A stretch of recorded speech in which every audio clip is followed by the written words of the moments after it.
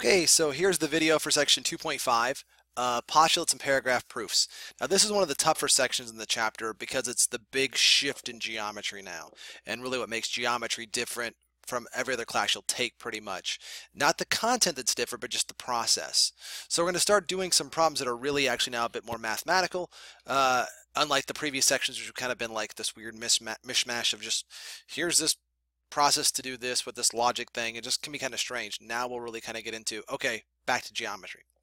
So 2.5, postulates and paragraph proofs. So we've used law of detachment, law of syllogism. Now we're going to talk about what these things that are called postulates are used for, and about points, lines, and planes, and then talk about something called a paragraph proof and the proof process. So first of all, points, lines, and planes. A postulate or an axiom, okay, is a statement that is accepted as true without proof. Okay. So a statement that is accepted as true without proof. And this is kind of the basis of mathematics. Mathematics is almost like a game where you try to create as few of these accepted statements as possible, and then you do a bunch of other stuff past it.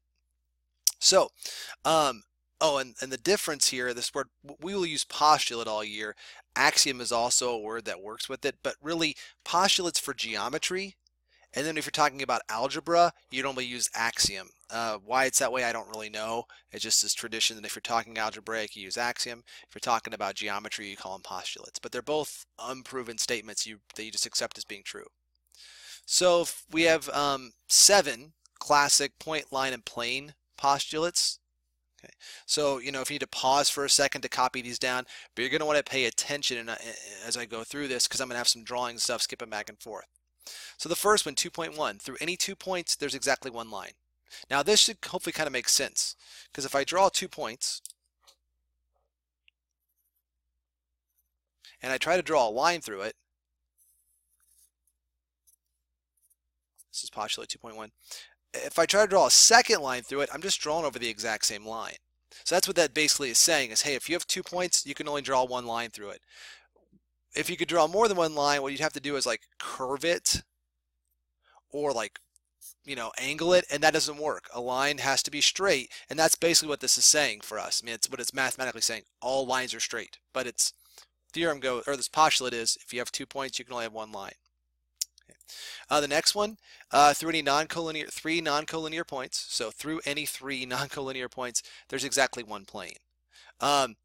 This one I'll have a better example. I'll come back and talk this in class, but what I want you to think about is like the legs of a table. You have to have at least 3, like a tripod, to make it stand. That's kind of what we're saying. We need 3 spots to make something flat work out.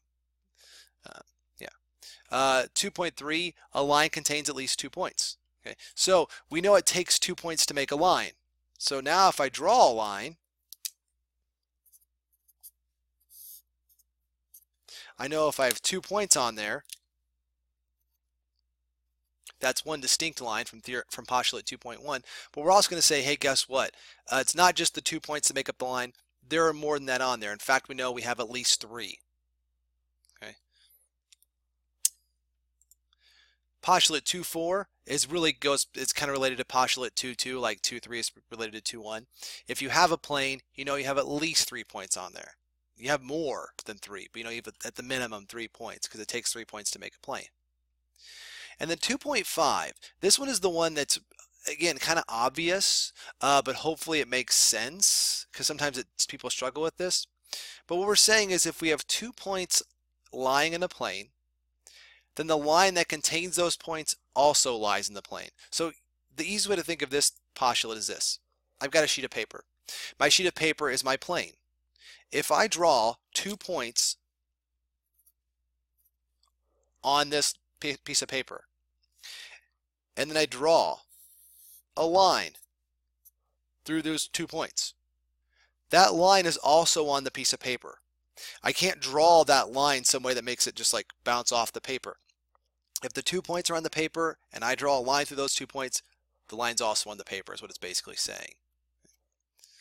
Next postulate. 2.6 and 2.7 are the intersections postulates. 2.6 you've probably heard before, especially in Algebra 1. When 2 lines intersect, they intersect at exactly 1 point. Now, why do we care about that? Well, what that means is if we have 2 lines that intersect, they don't come back and bounce around and hit each other again and get a second point. The only way that happens is if the lines are curved. And again, it's like the first 2.1. It says, hey, lines are straight, they're not curved. That's what this is basically saying for us.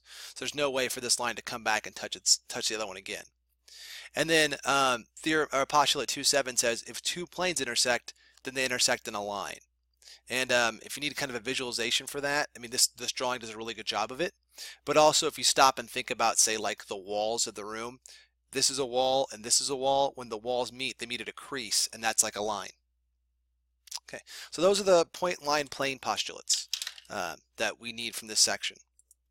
Now, the next part of this video is proof, the process of proof. Now, what a proof is you're just proving that something is true. So this will be kind of weird to do at first, and I'll just do one for the video, and then we'll talk about the rest in class and spend really most of our time in class tomorrow working with proofs. So it's kind of a loose 5-step process. The first thing you do is you list all the given information, and if possible, draw a diagram to illustrate this. Now, a lot of times you're given the drawing, but for this section that doesn't always occur. Step 2, state the theorem or conjecture to be proven. We'll talk about theorems in class tomorrow, what a theorem is. You've heard of the Pythagorean theorem. It's like a rule you can prove. Step 3 is to create a deductive argument by using a logical chain of statements linking the given to what you're trying to prove. This is the part that everyone struggles with, are steps 3 and 4, because once you make those statements in 3, you have to justify each statement with a reason. And the reasons include definitions, which we've talked about, algebraic properties, which we'll talk about actually in 2.6, postulates, which we're talking about today, those 7 postulates we already have, and then theorems. Okay. And then step 5, state what you have proven. And that's the end of it. Like you just, yeah, I've proven what I needed to prove. Okay. So let me show you an example. Okay, and this one is again a trickier one to do. So I'm given that line AC intersects line CD, and we have to write a paragraph proof to show that A, C, and D determine a plane. All right, so before I jump into this, what I need to figure out is, and this is kind of the one thing people struggle with, if I'm going to show that they determine a plane, the question is, how would I do that before I even worry about the proof? Well, here's where we go back into our postulates. If we can show right here that we have 3 distinct points, okay, 1, 2, 3, and they're not collinear, that's the key, we have a plane. So that's our goal, is to show that we have from this situation here 3 points that are not collinear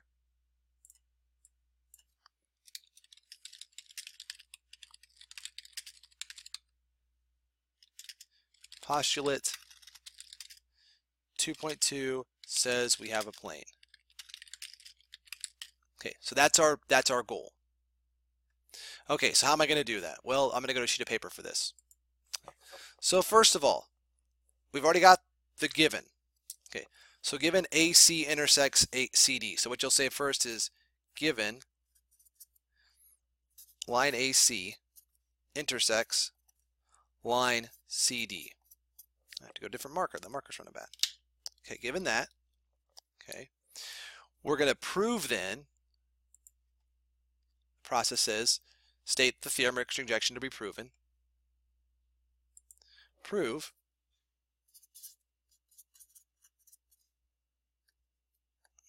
A, C, and D determine a plane.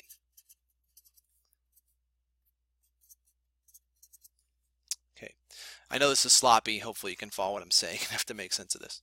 Now, this states then to make a drawing. If I go back, step 3 is to make a drawing. I'm going to put the drawing up here. So I have line AC intersecting CD. So here's AC, we'll say. There's C, here's A. And then here's CD. Okay. So hopefully we can it jumps at us by looking at the drawing at, hey, I have 3 points, A, C, and D. And they're not collinear. The thing is, how do I know they're not collinear? That's what we have to state. Okay, so step 4. Okay, we're going to write this as a paragraph, so we're just going to write it out. Okay. First of all, since we have 2 lines, each line has at least 2 points. Okay. All right. So we know I have some points. Line AC has points A and C, and line CD has points C and D. Okay. Now, here's the tricky part. I have to prove that they're non-collinear. Well, I know they're non-collinear because they intersect and they're not the same line. So since AC intersects CD, the lines are not collinear. Therefore, A, C, and D are non-collinear. And again, I apologize, that is super sloppy, but this is the best you're going to get from me. And then step 5, this is the proof part. Since A, C, and D are non-collinear, a plane is formed.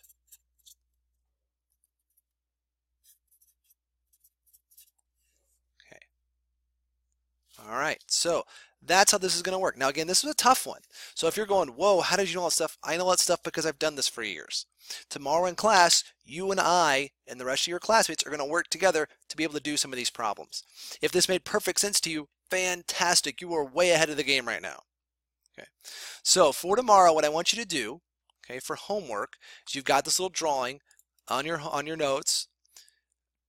Or no, I don't think you do actually. It's just in the book. Go to 1 through 6 in the book. You've got this drawing here, and the question is explain how the figure illustrates that each statement is true. Then state the postulate that can be used to show each statement is true. Basically, which postulate goes with this. So, for instance, P and Q intersect in line R. Here's plane P. Here's plane Q. They intersect at line R. That's true. And how do we know that's true? Postulate 2.7 says if two planes intersect, then their intersection is a line. So that's what you would say. Number 1, if two planes intersect, their intersection is a line. Okay. Now, this got a little bit longer than I meant for it to. So if you have any questions or you were confused about something, please come in, because there's a lot of stuff going on here to unpack, and it's going to take us all hour tomorrow to kind of piece all this stuff together. Plus, we still didn't even get to some of the material in the class and in the section. So, yeah, I'll see you tomorrow.